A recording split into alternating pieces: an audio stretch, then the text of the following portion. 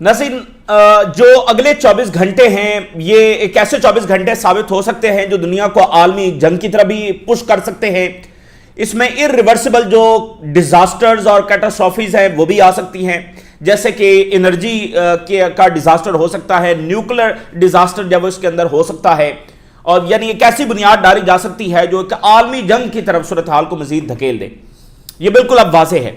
दूसरी तरफ ये 24 घंटे ऐसे भी साबित हो सकते हैं कि दुनिया आगे बढ़े और इस जंग को रुकवा दे, क्योंकि सबको एक ऐसी तबाही नजर आ रही है जिसमें सबका नुकसान है और ये जंग एक लाहासिल जंग है। तो दुनिया की फोर्सेस आगे बढ़कर इस जंग को रुकवा भी सकती है। तो ये दोनों पॉसिबिलिटी यहां पर हैं। लेकिन ट्रंप ने अपने आप को एक ऐसी सूरत हाल में फंसा लिया है कि अब उसने मंगल 8 बजे का टाइम दिया है, तो उसके बाद क्या, अगर वो पावर स्टेशन के ऊपर अटैक कर देता है तो ईरान किस तरह से तैयार है वो हम आपके सामने रखते हैं। पहला जो रिस्पॉन्स है वो तो खुद अमेरिका के अंदर से आ रहा है। पहला जो रिएक्शन है वो खुद अमेरिका के अंदर से आ रहा है, जिसमें वो ये कह रहे हैं कि he is a mad man, ये शख्स जब वो पागल हो चुका है और अब वक्त आ गया है कि इसको रोका जाए और इसकी डिजास्टर्स पॉलिसीज को रोका जाए, जिसके असरात अमेरिका पर और उसके तमाम इत्तेहादियों पर आएंगे। तो अमेरिका के अंदर सबसे ज्यादा सख्त रिएक्शन आ रहा है कि वक्त आ गया है कि इसको रोका जाए। इवन वहां पर यह भी बहुत डिबेट जारी है कि 25th अमेंडमेंट जो है उसको इन्वोक किया जाए। ये वो होती है जब प्रेसिडेंट को रिमूव किया जाता है, तो ज़ाहिर ये तो शायद पॉसिबल ना हो, लेकिन बहरहाल ट्रंप को रोका जाए और बाकायदा एक मैड मैन जब उसको पुकारा अमेरिका के अंदर जा रहा है। दूसरी बात यह है कि ईरान तैयार है तमाम सिनेरियोज के लिए। ईरान को बार बार धोखे दिए गए हैं, उसके साथ मुज़ाकरात करके उस पर बम फोड़े गए हैं, और जब तक नेतन्याहू मौजूद है और ट्रंप की डोरे नेतन्याहू हिला रहा है और खुद ट्रंप जब वो ज़ायनिस्ट लॉबी के असर में है और अपने हवास खो बैठा है, और जितना वो फ्रस्ट्रेटेड है और जितना उसकी ईगो हर्ट हुई है, जितनी इबरतनाक शिकस्त उसको यहां पर हुई है, तो वो कुछ भी कर सकता है। तो ईरान तमाम सिनेरियोज के लिए तैयार है। देखें, अगर उसने पावर स्टेशन को हिट कर दिया बिलफर्ज, तो इससे यह कतई नहीं होगा कि कोई ईरान सरेंडर कर जाएगा, स्ट्रेट ऑफ हॉर्मज़ खुल जाएगा या ईरान की जंगी सलाहियतें खत्म हो जाएंगी। ये तो देखिए, इस अमेरिका में जो एक सब हिल गए हैं वो इसी वजह से हिले हैं कि ये शख्स किस तरफ दुनिया को और अमेरिका को लेकर जा रहा है। इससे क्या हासिल हो जाएगा सिवाय तबाही के। और अब इसकी सारी जंग का जो इक्तफा है वो यहां पर खड़ा हुआ है कि पावर स्टेशन को इसने निशाना बनाया। तो ईरान बहरहाल हर सिनेरियो के लिए तैयार है। इंटरनेट केबल्स काट दी जाएंगी, ये धमकी ईरान की जानिब से सामने आ रही है। तमाम के तमाम पावर स्टेशन को निशाना बनाया जाएगा। अगर ईरान में बिजली नहीं है तो फिर कहीं भी बिजली नहीं होगी। अगर ईरान में अंधेरा है तो हर तरफ अंधेरा होगा। ठीक है, internet cables, power stations all over the region, energy infrastructure, technology का इंफ्रास्ट्रक्चर। मिसाल के तौर पे जिसमें उन्होंने बताया कि यूएई के अंदर उन्होंने एक डेटा सेंटर के हवाले से बताया, ये $30 बिलियन की लागत का है, $30 अरब की लागत का है, अमेरिकी डेटा सेंटर है। इसकी तस्वीर जब ईरान ने जारी की है कि इसको वो निशाना बनाएंगे। इस तरह के यानी बहुत सारे प्रोजेक्ट्स हैं जो बिलियंस ऑफ डॉलर्स की लागत के हैं और बड़े बड़े कॉम्प्लेक्स हैं और बड़ी मुश्किल से बनाए गए हैं। जैसे कतर की जो गैस फैसिलिटी है वो 5 साल के लिए अब फारिग हो चुकी है, 5 साल लगेंगे।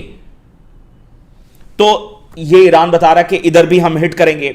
और ईरान ने ये कहा है कि हमारा रिस्पॉन्स के ऐसा हम रिस्पॉन्स देंगे कि जिसके रेपरकशंस अमेरिकी टेरिटरी तक जाएंगे, मेन लैंड अमेरिका तक जाएंगे। इसमें उन्होंने ये क्लैरिफाई किया है कि हमारा मकसद ये नहीं है कि हम वहां पर कोई डायरेक्ट काइनेटिक अटैक की बात कर रहे हैं, नहीं, हमारा रिस्पॉन्स ऐसा होगा कि उसके डायरेक्ट रेपरकशन जाएंगे। यानी मिसाल जब 73 के अंदर यहां पर ऑयल बंद कर लिया गया था तो फिर अमेरिका में ऑयल शॉक आया था, और उसके बाद फिर आपको पता है कि जो यहां पर जो सऊदी हुक्मरान है उनको किंग फैसल को शहीद कर दिया गया और वो सारा एपिसोड बाद में हुआ। तो रेपरकशंस कहां गए? डायरेक्ट अमेरिकी टेरिटरी तक गए, कोई अमेरिका पर बराह हमला तो नहीं हुआ था। तो ऐसा कुछ ईरान कह रहा है कि हम करेंगे कि उसके रेपरकशंस डायरेक्ट उधर तक जाएंगे। और इंटरकॉन्टिनेंटल बैलिस्टिक मिसाइल की बातें भी घूम रही हैं, खुद अमेरिकी मीडिया भी डिस्कस कर रहा है, वो भी दरमियान में। अब ईरान के पास है नहीं, कोरिया से आया है क्या है, लेकिन वो एक्सेसिबल है, यानी आगे अगर जंग बढ़ती है तो फिर ये भी ईरान के पास होंगे, ये बात ध्यान में रखें। दूसरा, ऑयल एक्सपर्ट्स के मुताबिक अगर ये ट्रंप आगे बढ़ता है और ये पागलपन कर देता है तो ऑयल जो है वो 150-200 को टच कर जाएगा, 150-200 तक पहुंच जाएगा, जिसके बाद दुनिया की इकॉनमी का बुरकस निकल जाएगा। यानी ये इररिवर्सिबल कैटास्ट्रॉफी है। 24 घंटे जिसके दूरी के ऊपर हम खड़े हुए हैं। ईरान की जो एम्बेसीज हैं वो भी रिस्पॉन्ड कर रही हैं। जिम्बाब्वे की एम्बेसी ने लिखा, हमारे पास स्ट्रेट ऑफ हॉर्मज़ की चाबियां खो गई हैं, हम कैसे खोलें। ये जवाब है सुपर पावर को, हमारे पास स्ट्रेट ऑफ हॉर्मज़ की चाबियां खो गई हैं, अब वो ताला हम कैसे खोलें। तो इधर अगर गल्फ स्टेट जैसे यूएई जो है वो कह रहा है कि भाई आओ हमला करो, आगे बढ़ो, कदम बढ़ाओ, हम तुम्हारे साथ हैं, ईरान पर हमला करो। और कल जो फ्रांस 24 ने खबर दी कि कुवैत की टेरिटरी बराह रास्त ईरान के खिलाफ इस्तेमाल हो रही है। देखिए बात यह है कि इन्होंने बिठाया हुआ था अमेरिका को, इसराइल को, यूरोप को, ये खुद तो कुछ भी नहीं है, इसलिए इन्होंने उनको बिठाया हुआ था।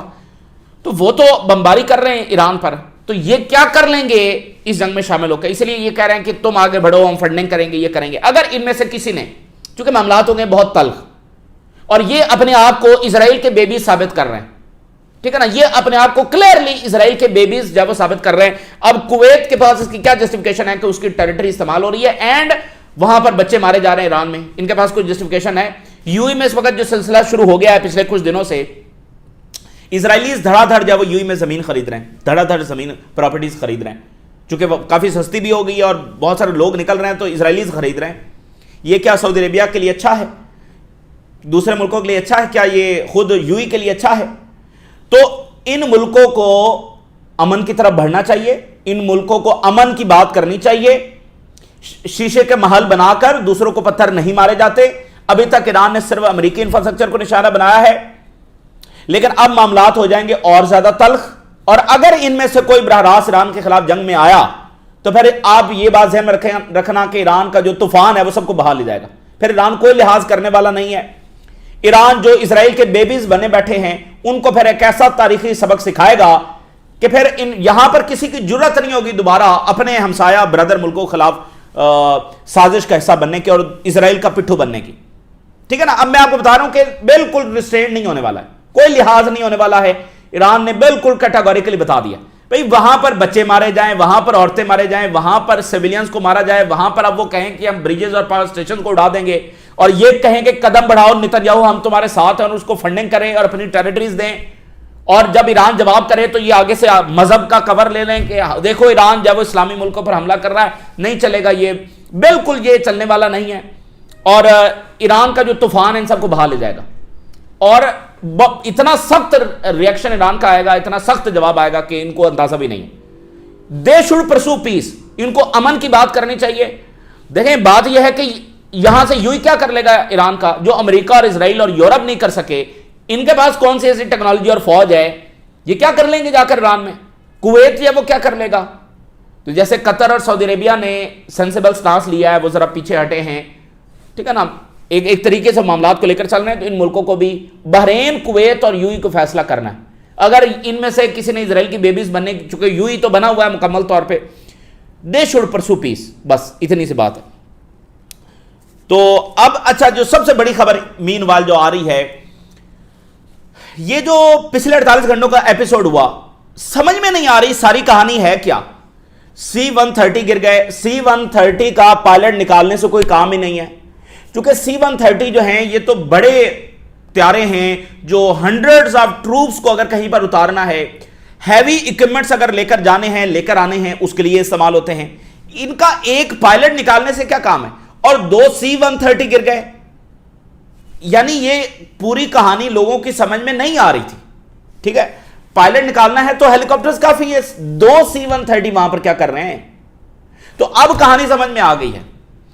ईरान ने ऑफिशियली यह बता दिया है कि अमेरिकी फोर्सेस ने यूरेनियम को निकालने का ऑपरेशन किया है और उसमें जिल्लत अमेज शिकस्त का सामना करना पड़ा है। ईरानियंस ने इनको ऐसा सबक सिखाया है कि ये याद रखेंगे, जिल्लत अमेज शिकस्त के साथ इनको निकलना पड़ा है। ईरान ने बताया है कि जो पायलट है वो तो दूसरे सूबे में गिरा था, जो पर्शियन गल्फ के जिसके साथ है, तो ये तो इस्फहान में आए हैं। ये जो C-130 गिरे हैं ये इस्फहान के अंदर गिरे हैं, इस्फहान में तो पायलट था ही नहीं। तो उन्होंने बताया है कि एक्चुअली ये यहां पर यूरेनियम निकालने के लिए आए थे, यानी पायलट जो भी ये सो कॉल्ड रेस्क्यू ऑपरेशन कर रहे थे, उसी फॉग में इन्होंने सोचा कि भाई यूरेनियम भी निकाल ली जाए, ताकि उससे क्या हो कि ट्रंप जब विक्ट्री डिक्लेयर कर सके। तो यूरेनियम निकालने के लिए आए, आगे से ईरान ने रिस्पॉन्ड किया, इनके तैयारे जब वो तबाह हुए और उसमें कंफर्म्ड कैजुअलिटीज हुई हैं, अमेरिकी फोर्सेस की इसमें कैजुअलिटीज हुई हैं। तो अब वो सारी कहानी समझ में आ गई है कि हुआ क्या है। एक तरफ ये पायलट के लिए निकालने के लिए आए, दूसरी तरफ ये उसी मीन टाइम में ये इस्फहान के अंदर यूरेनियम निकालने के लिए आए, जिसके लिए ये मैसिव फौज, मैसिव इक्विपमेंट लेकर आए, C-130 लेकर आए। तो वहां पर आगे से ईरानियन फोर्सेस ने वो रिस्पॉन्ड किया और रिस्पॉन्ड किया तो उसमें ये तबाह हुए। और इसमें देखें हेलीकॉप्टर्स गिर गए, C-130 गिर गए, तो वो खाली खड़े हुए थे, मतलब वो भाई उनमें लोग थे ना, उनमें पायलट्स थे। जब भी जहाज उतरते हैं, C-130 उतरता है, तो उसके जो पीछे ट्रूप्स बैठे होते हैं वो उतरते हैं, पायलट्स तो नहीं ना उतरते। पायलट्स तो उसी, चाहे हेलीकॉप्टर हो चाहे C-130 हो, पायलट्स तो जहाज में बैठे रहते हैं ना। तो बात यह है कि या तो वहां पर जो क्लैशेस हुए, इनके ये C-130 डैमेज हो गए थे, इनको सेल्फ स्ट्राइक करके उसको डिस्ट्रॉय करना पड़ा। डैमेज हुए हैं तो फिर कैजुअलिटीज भी हुई है ना। सो जो भी इसमें देखें, एक तो पूरी कहानी समझ आ रही है कि ये 2 ऑपरेशन हुए और उसमें इनकी कैजुअलिटीज हुई हैं, अमेरिकी फौजी जब उसके अंदर मारे गए हैं। तो ये अब ईरान की जानिब से, उनकी फॉरेन मिनिस्ट्री की जानिब से ऑफिशियली ये हम आप जो बात आई है वो आपके सामने रख रहे हैं कि ये हुआ है, यूरेनियम निकालने की इन्होंने कोशिश की है और एक और बड़ा डिजास्टर। अच्छा, तो अब मैं आपके सामने जब वो हेडलाइंस रखता हूं। अच्छा, मीनवाइल तल अवीव और हाइफा में ईरान ने बहुत बड़े हमले किए हैं। इधर ये सारी स्टोरी तो जारी है, लेकिन ईरान के मुसलसल हमले भी जारी हैं। हाइफा और तल अवीव में मैसिव कैजुअलिटीज हुई हैं इजराइल में। अच्छा, वो जो इजरायली सेटलर्स हैं इंतहा पसंद, ये बंकर्स में बैठे हुए कह रहे थे कि हाँ हाँ ईरान पर जंग जारी रखो। अब उनमें कोई रेशियो नीचे आ रही है। इससे पहले ये 80% था, 80% सेटलर्स कह रहे थे कि जंग जारी रखो ईरान पर, खुद ये शेल्टर्स में बैठे हुए। ये इनकी मेंटालिटी चेक करो। ज़ायनिज्म और दुनिया का अमन ये साथ साथ नहीं चल सकते। और ये जो अब यूरोप के ऊपर क्राइसिस आ रहा है ना, और वेस्ट के ऊपर, अमेरिका के ऊपर क्राइसिस आ रहा है, ये जो इन्होंने ज़ायनिज्म के दरख्त को पानी देकर उसकी आबियारी की है, जो इजरायली झूठ के पलंदों को उसकी आबियारी की है और उसको बढ़ाते बढ़ाते बढ़ाते इतना बड़ा कर दिया है, यही झूठों का पलंदा और यही ज़ायनिज्म का पलंदा इनके सरों पर अब गिर रहा है। एनर्जी क्राइसिस की सूरत में, इनके ऑर्डर गिरने की सूरत में, इनकी हेजमनी के खत्म होने की सूरत में, इनके टेक्नोलॉजी के एक्सपोज होने की सूरत में, इनकी जमहूरियत और ह्यूमन राइट्स के सो कॉल्ड नारों को एक्सपोज होने की सूरत में, हर सूरत के अंदर ये ज़ायनिज्म का जो बीज इन्होंने यहां पर बोया है और इस रीजन के पीठ में और सीने में एक ऐसा छुरा घोंपा कि जिसने मिलियंस ऑफ लोगों की जानें ली, उनके वतनों को तबाह किया और आज भी उसका खमियाजा रीजन भुगत रहा है। तो ये पलंदा है जो इनके ऊपर गिर रहा है। ये जो ईरान की जंग है, ये दहाइयों तक वेस्ट ने इस झूठ की आबियारी की है, ईरान खतरा, ईरान खतरा, ईरान खतरा। एक दफा भी इन्होंने, इनकी गवर्नमेंट और इनके मीडिया ने सवाल नहीं उठाया ईरान कहां से खतरा है। जो अभी जॉन मेयर शैमर ने पिछले दो माह कबल जो इंटरव्यू दिया था पियर्स मॉर्गन को, उसने कहा कि ईरान हमारे लिए कहां से खतरा है। ना ईरान को टेक्नोलॉजिकल कंट्री है, ना कोई ईरान इकोनॉमिकली बड़ा है, उससे हमारा मुकाबला क्या है। तो कोई वहां पर इनका मीडिया, इनकी गवर्नमेंट ये सवाल नहीं उठा सकी ज़ायनिज्म से कि भाई हमारे लिए क्या मसला है ईरान से। ईरान जितनी जिम्मेदार पावर जब साबित, उसने तो आज तक किसी पर हमला नहीं किया। तो ये वो पलंदा है झूठ का जो इनके सरों के ऊपर आज गिर रहा है और इनकी इकोनॉमीज को बहा के लेकर जा रहा है। अच्छा, अब मैं स्टेटमेंट्स तेजी के साथ आपके साथ शेयर करता हूं। अमेरिका से पहले क्या बात सामने है। बर्नी सैंडर, उन्होंने कहा कि 1 महीने से ज्यादा का वक्त हो गया है और अब अमेरिकी सदर ईस्टर के मौके के ऊपर, यानी जो उनकी ज़ाहिर ईद कह लें या उनका मजहबी त्यौहार, ईस्टर के मौके के ऊपर ये स्टेटमेंट दे रहा है, जो उसने गालियां भी दी हैं और उसका वो हवाला दे रहे हैं। चूंकि इसी के ऊपर रिएक्शन आ रहा है ना कि ये हमने फतह हासिल की 1 महीने के बाद। डेंजरस एंड मेंटली अनबैलेंस, ज़हनी मरीज हो चुका है ये शख्स और ये खतरनाक बन चुका है दुनिया के लिए। Congress had to act now and this war. वक्त आ गया कि कांग्रेस आगे बढ़े, उस जंग को रोके। ये शख्स डेंजरस बन चुका है, ज़हनी मरीज बन चुका है, दुनिया के लिए और अमेरिका के लिए खतरा है। बर्नी सैंडर। अच्छा, जो टेलर ग्रीनी है, मागा का एक बड़ा फेस है, उन्होंने कहा कि ट्रंप एडमिनिस्ट्रेशन के अंदर जो ऑफिशियल्स हैं वो खड़े हो जाएं, stand up to him. This is not making America great again, this is evil, this is evil. ये अमेरिका को ग्रेट अगेन बनाना नहीं है, ये ईवल है। इसके सामने सब खड़े हो जाएं और इसको रोकें। आज जो सर्वे वहां से सामने आया है, Trump faces voter doubts as approval sinks amid US Israeli war, यानी गर्क हो गई है इसकी अप्रूवल रेटिंग, इसकी पॉपुलैरिटी लोएस्ट लेवल के ऊपर चलेगी। और जो आज पोल सामने आया है कि वोटर्स रिग्रेट, पछतावे का इजहार कर रहे हैं कि हमने इस शख्स को वोट दिया है। Sky News, America's foul mouthed president is feeling the heat, मुंह फट सदन, फीलिंग द हीट। अब उसको अंदाजा हो रहा है, he is feeling the heat. उधर जाना, बम गिरा देना, सदूर को उठा लेना, जेनोसाइड को फंड करना, अब उसको अंदाजा हो रहा है कि जब ईरानियंस ने रिस्पॉन्ड किया, इसका एक मुंह तोड़ जवाब दिया है, तो अब उसको अंदाजा हो रहा है कि जब आगे से देखिए, ये पहली रियल वॉर है जो अमेरिका लड़ रहा है, ये बात ज़हन में रखें। Saddam Hussain Iraq one man show था, वहां पर एक ही शख्स था, कोई सिस्टम नहीं था और ना उनकी कोई फौज थी, फिर भी 4000 कैजुअलिटीज और ट्रिलियंस ऑफ डॉलर्स का नुकसान। ये पहली बार ऐसा हो रहा है कि एक स्टेट खड़ी है और लड़ रही है, इनका ये भुरकस निकल गया। ये सारा जो इन्होंने बनाया हुआ था अमेरिका वो और अमेरिका ये वो सब एक्सपोज हो गया। द गार्डियन ने लिखा, unhinged madman, unhinged madman, US politicians react to Trump, कि ये तो एक मैडमैन है, ये शख्स जब वो पागल हो चुका है, इसको जब रोका जाए। ये अमेरिका का, मैंने कुछ 2-4 स्टेटमेंट्स रखे हैं, ये अक्रॉस द बोर्ड ये रिएक्शन अमेरिका के अंदर से आ रहा। दिमोना न्यूक्लियर साइट को हिट करेंगे, ईरान की वार्निंग आई है और एक वीडियो भी सर्कुलेट कर रही है, वो एआई वीडियो है जिसमें ईरान के सुप्रीम लीडर जो है वो कमांड सेंटर में दाखिल हो रहे हैं और सामने जो है वो दिमोना न्यूक्लियर प्लांट जब वो उसकी तस्वीर उसके ऊपर नजर आ रहा है स्क्रीन के ऊपर। दिमोना को हिट करेंगे, केबल्स काट दी जाएंगी अगर ये जंग आगे बढ़ती है और ये जो ट्रंप करने जा रहा है, केबल्स काट दी जाएंगी जिससे आलमी मईशत का भट्टा बैठ जाएगा।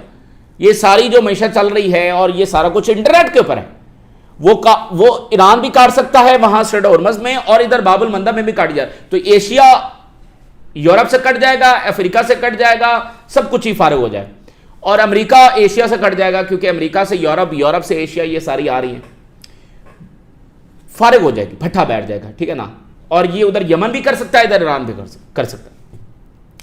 तस्नीम न्यूज एजेंसी ने उनकी 2-3 हेडलाइंस मैं आपके सामने शेयर करता हूं। उन्होंने कहा है, यानी उन्होंने कंप्रीहेंसिव जो रिपोर्ट जारी की है ईरान के रिस्पांस के हवाले से, उन्होंने कहा है कि ये जो कुछ ट्रंप करने जा रहा है इससे ना ही ईरान का स्टांस बदलेगा, इससे ना ही ईरान की जंगी सलाहियतों पर कोई फर्क आएगा। ये सिर्फ करेगा ये कि अमेरिका की जो डिफीट है वो और गहरी हो जाएगी, अमेरिका की जो शिकस्त है बस उसमें मजीद इजाफा होगा, वो शिकस्त इनके लिए और बड़ी शिकस्त बन जाएगी।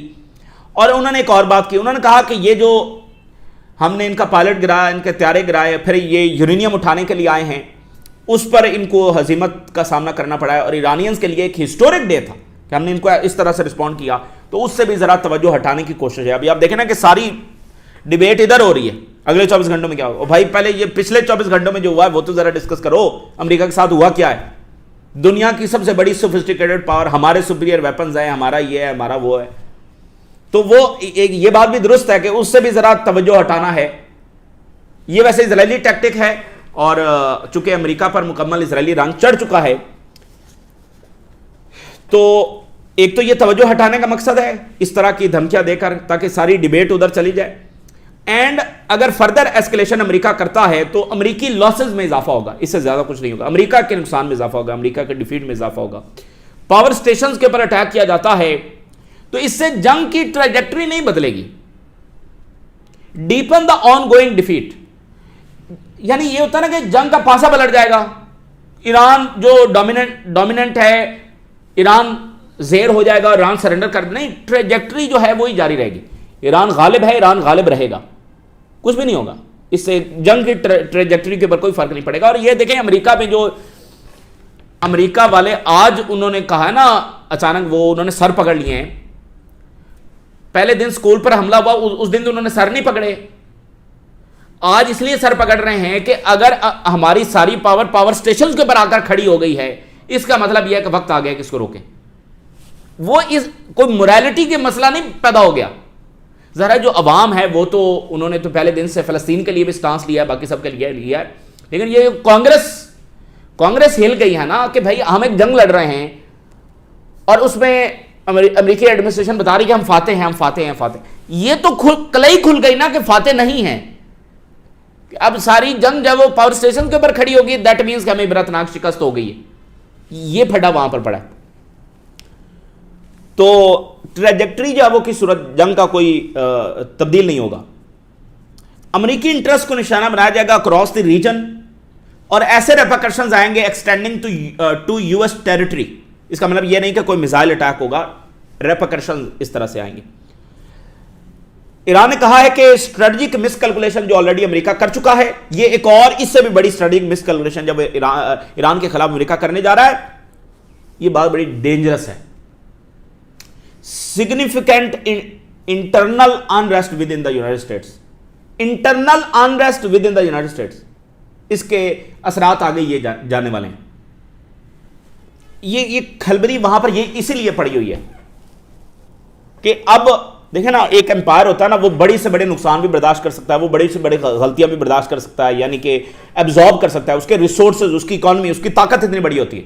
वो कोई एक जंग में हार कर उसकी ताकत में इतना कोई फर्क नहीं पड़ता। जैसे अफगानिस्तान, ये सारी जंगों में वियतनाम में अमेरिका बहुत डैमेज हुआ, लेकिन अमेरिका रहा ताकतवर, सुपर पावर। ये एक सुपर पावर इसीलिए कहते हैं कि उसके रिसोर्सेज, उसकी नुकसान बर्दाश्त करने की सलाहियत, एब्जॉर्ब करने की, गलतियां एब्जॉर्ब करने की सलाहियत के, ठीक है गलती हो गई, जंग हार गया, कोई फर्क नहीं पड़ता। रिसोर्सेज इतने, इकॉनमी इतनी, ताकत इतनी। लेकिन यहां उनको पता है कि यहां पर हमारा भुरकस निकलने जा रहा है। 40 ट्रिलियन तक कर्जा चढ़ा हुआ है। यहां पेट्रो डॉलर गया तो पता नहीं फिर क्या हो जाएगा। तो अब जो होता है ना कि बिल्कुल पीक पर ऑलरेडी मामला पहुंचा हुआ है। तो अब अमेरिका एक जंग में इतना बड़ा डिजास्टर ये फेस नहीं कर सकता।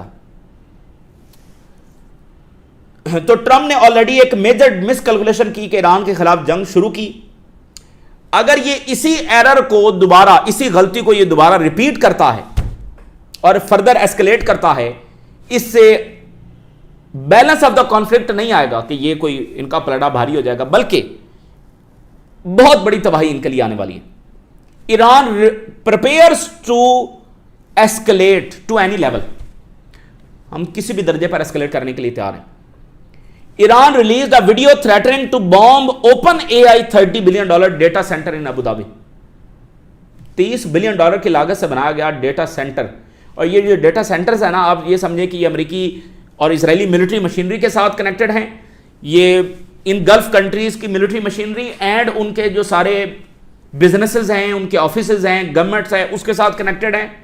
बैठ जाएगा, ठीक है ना। $30 बिलियन का एक डेटा सेंटर। तो अभी अमेरिकी मीडिया कुछ ये भी रिपोर्ट चला रहा है कि ईरान के पास ऐसी सलाहियत है कि नॉर्थ कोरिया ने उनको ऐसे मिसाइल दिए हैं कि वो इंटरकॉन्टिनेंटल बैलिस्टिक मिसाइल हैं। तो ये दरमियान में चल रहा है। ज़ाहिर है कि अगर जंग आगे बढ़ी तो फिर ये बाकायदा एक आलमी जंग भी हो सकती है, क्योंकि ये इस तरह की खबरें दुरुस्त भी साबित हो सकती हैं बाद में चलकर। नॉर्थ कोरिया ने दे दिए हैं, देने हैं, वो दे भी सकता है, आज नहीं तो कल दे देगा। ये जंग अगर आगे बढ़ी तो फिर ये इस तरह मामला जा भी सकता है। जो ईरान की एम्बेसी पाकिस्तान में है उसने लिखा ट्रम्प मस्ट बी इम्पीच्ड, इसको इम्पीच किया जाए, डिस्क्वालीफाई किया जाए ड्यू टू इम्बैलेंस बिहेवियर। और ये रिस्पॉन्सिबिलिटी कांग्रेस की है और कैबिनेट की है कि वो इसको रिमूव करें और 25th अमेंडमेंट जो है उसको इन्वोक करें। 25th अमेंडमेंट जो है ये अब इंडियन मीडिया, मिडिल ईस्ट का मीडिया, यूरोपियन मीडिया, अमेरिकी मीडिया अब ये सारा उसके ऊपर डिस्कस कर रहा है। जैसे Indian media, what is the section 4 of 25th amendment, Donald Trump crazy bastard post trigger call to remove him.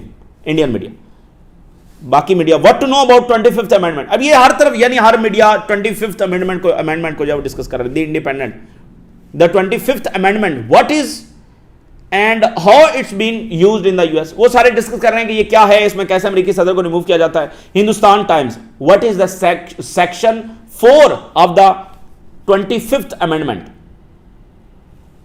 और सीएनबीसी ने लिखा Trump bomb threat leads to US law makers seeking his removal under 25th amendment. इसके 3-4 sections हैं। एक ये है कि अगर अमेरिकी सदर हादसाती तौर पर यानी उसकी डेथ हो जाती है तो फिर कैसे वाइस प्रेसिडेंट बन जाता है, सदर बन जाता है। इसके इसी तरह दूसरा, तीसरा, चौथे सेक्शन में ये लिखा हुआ है कि अगर majority of cabinet and vice president ये कह देता है कि जो सदर है ये ड्यूटी परफॉर्म करने के अहल नहीं है, तो इसको रिमूव किया जा सकता है। ये सेक्शन 4 में लिखा हुआ है। तो ये ईरान की एम्बेसी बात कर रही है और ओवरऑल पूरा अमेरिकी जो मीडिया है और यूरोपियन और ये सारा मीडिया उस 25th अमेंडमेंट को डिस्कस कर रहा है। तो रिजीम चेंज करनी इधर थी, हो उधर रही है लगता है। जवाद जरीफ ने कहा Iran Zarif slams Trump vulgar bust says Tehran will defend itself.